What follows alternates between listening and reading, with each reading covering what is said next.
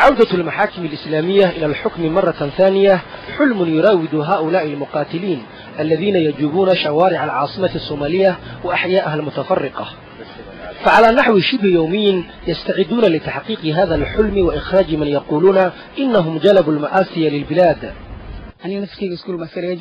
كنت في المدرسة وانتهيت من الثانوية ولم أتمكن من الالتحاق بالجامعة بسبب القوات الغازية التي دخلت البلاد.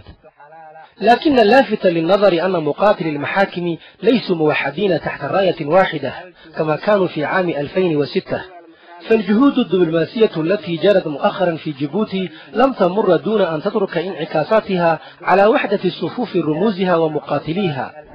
فحركة الشباب المجاهدين التي فرضت مؤخرا حظرا على مطار مقديشو كانت أول فصيل ينشق عن المحاكم متهمة إياها بالتحالف مع العلمانيين، كما برزت فصائل أخرى لا تعمل تحت راية المحاكم ولا يعنيها كثيرا ما يجري في جيبوتي.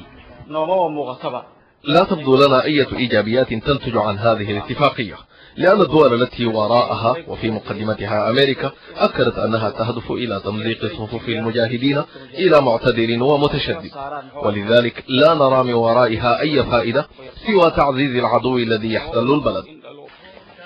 ومع ظهور الانقسام داخل صفوف المحاكم الإسلامية أخذت بعض القيادات الميدانية في الحديث عن محاولة لجمع فصائلها المتفرقة واحتواء الخلاف الذي بدأ يثير علامات استفهام كثيرة حول بقاء المحاكم كقوة متماسكة.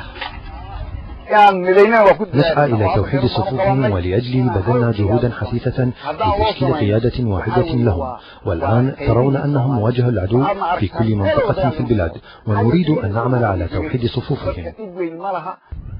هكذا إذن يصبح ما كان يعرف بالمحاكم الإسلامية منقسما على نفسه بين فصيل يؤيد اتفاقية جيبوتي ويرى أنها تمثل مخرجا للمأساة التي يعيشها الصومال، وآخر يرى أنها فخ للمقاتلين الإسلاميين الذين يناوئون وجود القوات الأثيوبية في الصومال. لكن من غير الواضح ما إذا كانت المحاكم ستقدر على احتواء هذا الخلاف أم أنه سيقلب تجربة المحاكم رأسا على عقب.